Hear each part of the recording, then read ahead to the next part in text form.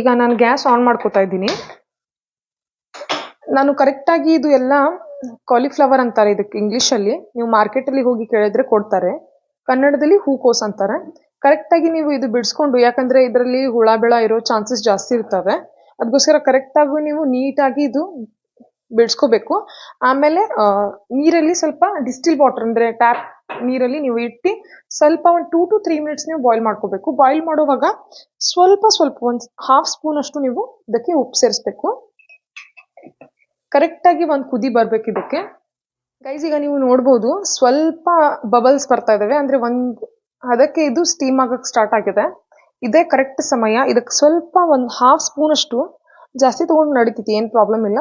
ನಾವು ಅರಿಶಿನ ಸೇರಿಸ್ಬೇಕು.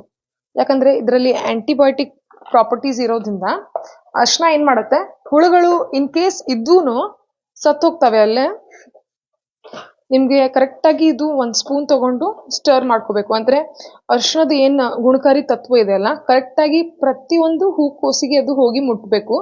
ಮತ್ತೆ ನಾವು ಉಪ್ಪು ಸೇರಿಸಿರ್ತೀವಿ, ಅದನ್ನು ಕರೆಕ್ಟಾಗಿ ನೀವು ಮಿಕ್ಸ್ ಮಾಡ್ದಂಗೆ ಆಗುತ್ತೆ. ಎರಡೂ ಒಮ್ಮೆಕ್ಲೆ ಆಗ್ಬಿಡುತ್ತೆ. ನೀವು ನೋಡ್ಬೋದು ಈಗ ಯೆಲ್ಲೋಯಿಶ್ ಆಗಿದೆ. ಇದು ಬೆಟರ್ ವೇ ಅಂತ ನನ್ಗನ್ಸುತ್ತೆ. ಅಂದ್ರೆ ನಮ್ಗೆ ಹೆದರಿಕೆ ಇರುತ್ತೆ ಒಂದೊಂದ್ಸತಿ ಒಳಗೆ, ಯಾಕಂದ್ರೆ ಈ ಪಲ್ಯ ತಿನ್ನಕ್ಕೆ ಬಹಳಷ್ಟು ಜನ ಹಿಂದೆ ಮುಂದೆ ಮಾಡ್ತಾರೆ, ಬಜಿ ತಿನ್ನಕ್ಕೂ. ಯಾಕಂದ್ರೆ ಹುಳುಗಳು ಎಷ್ಟು ಚಿಕ್ಕ ಇರ್ತಾವ ಅಂದ್ರೆ ಗೊತ್ತೇ ಆಗಂಗಿಲ್ಲ ಅಷ್ಟು. ಮತ್ತೆ ವೈಟ್ ಕಲರ್ ಇರ್ತಾವ, ಕೆಲವೊಂದ್ಸತಿ ಗ್ರೀನ್ ಕಲರ್ ಇರ್ತಾವ. ಹೆದ್ರದೇನಿಲ್ಲ. ನೀವು ಉಪ್ಪು ಮತ್ತೆ ಅರಿಶಿನದಲ್ಲಿ ಒಂದು ಕುದಿ ತಗೊಂಡ್ಬಿಟ್ರೆ ಕರೆಕ್ಟಾಗಿ ನಿಮ್ಗೆ ಫ್ರೈ ಮಾಡಕ್ಕೇನು ಈಸಿ ಆಗುತ್ತೆ. ಮತ್ತೆ ಕುದಿ ಬಂದ್ರೆ ನಿಮ್ಗೆ ಹೆದರಿಕೆನೂ ಇರಂಗಿಲ್ಲ ಅದ್ರಲ್ಲಿ ಹುಳ ಇದೆ ಅಂತ.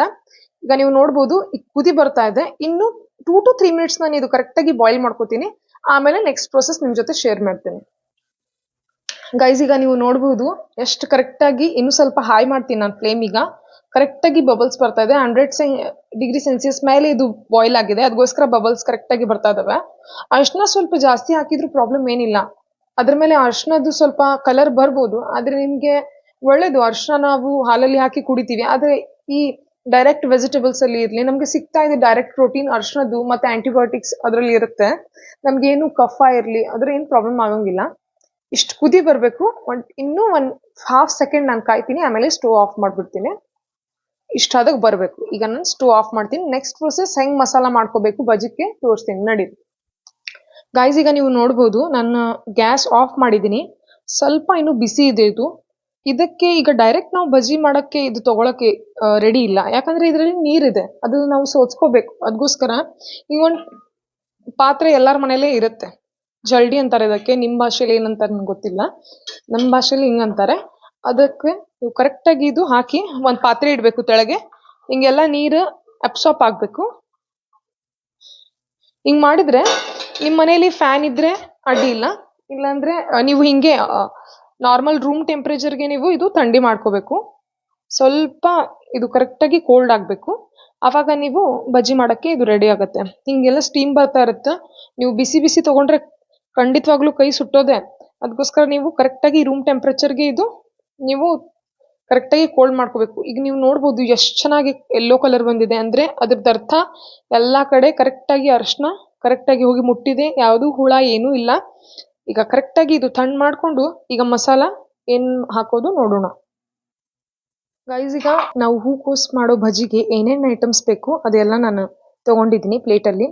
ಇದು 4 to 6 ದೊಡ್ಡ ಸ್ಪೂನಿಂದ ಕಡಲೆ ಹಿಟ್ಟು ತೊಗೊಂಡಿದ್ದೀನಿ. 2 ಸ್ಪೂನ್ ಬಿಳಿ ಸಾಸಿವೆ ತೊಗೊಂಡಿದ್ದೀನಿ. ರುಚಿಗೆ ಎಷ್ಟು ಬೇಕಷ್ಟೇ, ನಿಮಗೆ ಅಂದರೆ ಇಷ್ಟ ಇಲ್ಲ ಅಂದರೆ ಸ್ಕಿಪ್ ಮಾಡ್ಬೋದು. ಇದು ಒಂದು ಅರಿಶಿನ. ಮತ್ತು ಇದು ಚಾಟ್ ಮಸಾಲ ಅಂತ ಅಂಗಡಿಯಲ್ಲಿ ಕೇಳಿದ್ರೆ ಕೊಡ್ತಾರೆ. ಇದು ಮನೇಲೆ ಮಾಡಿದ್ದು ಗರಂ ಮಸಾಲ. ನಾನು 2 tablespoon to 2.5 tablespoon ಉಪ್ಪು ತೊಗೊಂಡಿದ್ದೀನಿ. ಇದು ಮೆಣಸಿನ ಪುಡಿ 3 ಟೇಬಲ್ ಸ್ಪೂನ್ ತೊಗೊಂಡಿದ್ದೀನಿ, ಯಾಕಂದರೆ ಅದು ಅಷ್ಟೊಂದು ಹೂಕೋಸು ಇದ್ದಾವೆ, ಅದಕ್ಕೆ ಕರೆಕ್ಟಾಗಿ ಟೇಸ್ಟ್ ಬರಬೇಕಂತ ಸ್ವಲ್ಪ 3 ಸ್ಪೂನ್ ತೊಗೊಂಡಿದ್ದೀನಿ ನಾನು. ಗೈಸ್ ಈಗ 4 ಇಂದ 8 ಜಜ್ಜಿರೋ ಬೆಳ್ಳುಳ್ಳಿ ತೊಗೊಂಡಿದ್ದೀನಿ. ಪುದೀನ ಏನಿದೆ ನಾನು ಮನೇಲಿ ಸ್ಟೋರ್ ಮಾಡ್ಕೊಂಡು ಇಟ್ಟಿದ್ದೆ, ಅದು ಕಟ್ ಮಾಡ್ಕೊಂಡು ತೊಗೊಂಡಿದ್ದೀನಿ. ಇದು ಕೊತ್ತಂಬರಿ ಒಂದು ಸ್ವಲ್ಪ ನಿಮ್ಗೆ ಎಷ್ಟು ಬೇಕಷ್ಟು ರುಚಿಗೆ ತಕ್ಕಷ್ಟು, ನಿಮ್ಗೆ ಎಷ್ಟು ಇಷ್ಟ ಆಗುತ್ತೆ ಅಷ್ಟು ನೀವು ಹಾಕ್ಬೋದು, ಇಲ್ಲಾಂದರೆ ಇದು ಸ್ಕಿಪ್ಪು ಮಾಡ್ಬೋದು. ಅದಕ್ಕೆ ಮಿಕ್ಸ್ ಮಾಡೋಕ್ಕೆ ನೀರು ತೊಗೊಂಡಿದ್ದೀನಿ. ಮತ್ತು ನೀವು ಪ್ಯೂರ್ ಯಾವ ಆಯಿಲಲ್ಲಿ ನೀವು ಮನೇಲಿ ಬಳಸ್ತೀರಾ ಅದು ಯೂಸ್ ಮಾಡ್ಬೋದು. ನಾನು ಸನ್ಫ್ಲವರ್ ಆಯಿಲ್ ತೊಗೊಂಡಿದ್ದೀನಿ. ಮತ್ತು ಇದು ಕರೆಕ್ಟಾಗಿ ಈಗ ನಾನು ಆಗಲೇ ಹೇಳಿದ್ದೆಲ್ಲ ತಣ್ಣು ಮಾಡೋಕ್ಕೆ ಇಟ್ಟಿದ್ದೆ, ಇದು ಕರೆಕ್ಟಾಗಿ ಕೂಲ್ ಆಗಿದೆ. ಒಂದು ಪಾತ್ರೆ ತೊಗೊಂಡಿದ್ದೀನಿ.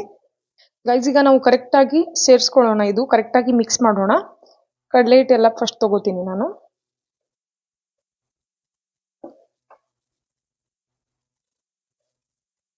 ಇವೆಲ್ಲ ಸ್ನ್ಯಾಕ್ಸ್ ಐಟಮ್ಸ್ ಮಾಡ್ಬೇಕಂದ್ರೆ ಭಾಳ ಪೇಷನ್ಸಿಂದ ಮಾಡಬೇಕು. ಯಾಕಂದರೆ ತಿನ್ನೋದು ಭಾಳ ಸುಲಭ, 2 ನಿಮಿಷದಲ್ಲಿ ಖಾಲಿ ಮಾಡಿಬಿಡ್ತೀವಿ ನಾವು. ಆದರೆ ಪ್ರೊಸೆಸ್ ಭಾಳ ಲಾಂಗ್ ಆಗಿಬಿಡುತ್ತೆ. ಇದು ಬಿಳಿ ಸಾಸಿವೆ ಮಿಕ್ಸ್ ಮಾಡಿಬಿಡ್ತೀನಿ. ಮತ್ತು ಇದು ಅರಿಶಿನ ಏನಿದೆ ಈಗ ಎಲ್ಲ ಈಗಲೇ ಹಾಕ್ಬಿಡೋಣ. ಸ್ವಲ್ಪ ಲಮ್ಸ್ ಇದ್ರೆ ನೀವು ಕೈಯಲ್ಲೇ ಬ್ರೇಕ್ ಮಾಡ್ಕೋಬೋದು. ಇದೆಲ್ಲ ಸೇರಿಸ್ಕೊಬಿಡ್ತೀನಿ ಒಮ್ಮಕ್ಲೆ.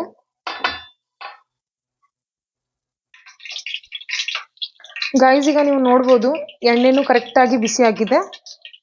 ಬ್ಯಾಟರ್ನ ಕರೆಕ್ಟಾಗಿ ನಾನು 2 to 3 ಮಿನಿಟ್ಸ್ ರೆಸ್ಟ್ ಕೊಟ್ಟಿದ್ದೀನಿ. ಯಾಕಂದರೆ ಕರೆಕ್ಟಾಗಿ ಎಲ್ಲ ಮಸಾಲ ಪದಾರ್ಥಗಳನ್ನು ಕರೆಕ್ಟಾಗಿ ಅದಕ್ಕೆ ಮ್ಯಾರಿನೇಟ್ ಆಗಲಿ ಅಂತ. ಗ್ಯಾಸನ್ನು ಫುಲ್ ಹೈ ಫ್ಲೇಮಲ್ಲಿ ಮಾಡಬೇಕು ನೀವು. ಹಾಯಲ್ಲಿ ಇಟ್ಕೋಬೇಕು.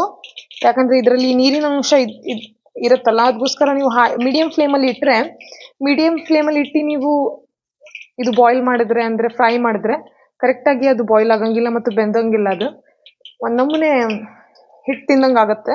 ಕರೆಕ್ಟಾಗಿ ಬಿಸಿ ನೀರು ಬಬಲ್ಸ್ ಬರ್ತಾ ಇರಬೇಕು. ಇಲ್ಲಿ ನೀವು ನೋಡ್ತಾ ಇರ್ಬೋದು ಬಬಲ್ಸ್ ಬರ್ತಾ ಇದೆ.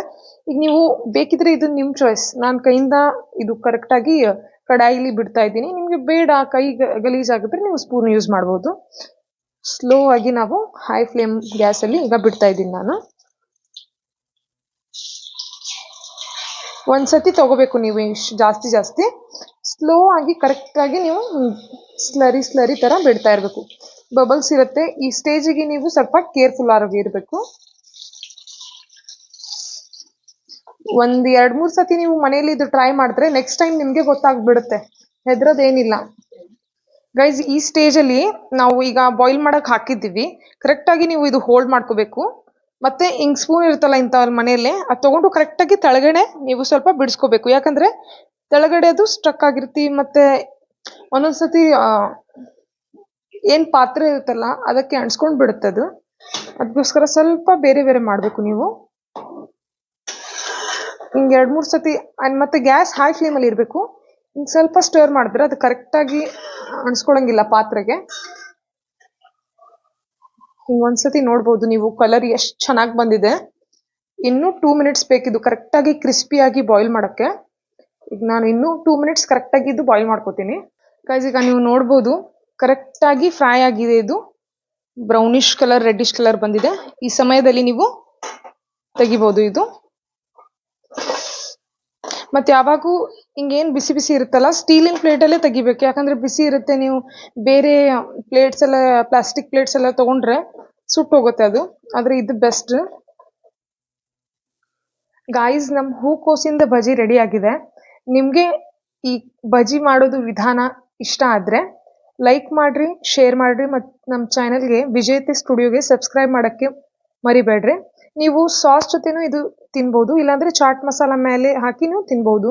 ನೀವು ನೋಡ್ಬೋದು ಎಷ್ಟು ಕ್ರಿಸ್ಪಿಯಾಗಿ ಕುರುಮಾಗಿ ಕರೆಕ್ಟಾಗಿ ಆಗಿದೆ. ನೀವು ಮನೇಲಿ ಮಾಡಿ ತಿನ್ನಿರಿ, ಹೆಲ್ದಿ ಥಿಂಗ್ಸ್ ತಿನ್ನಿರಿ. Thanks for watching.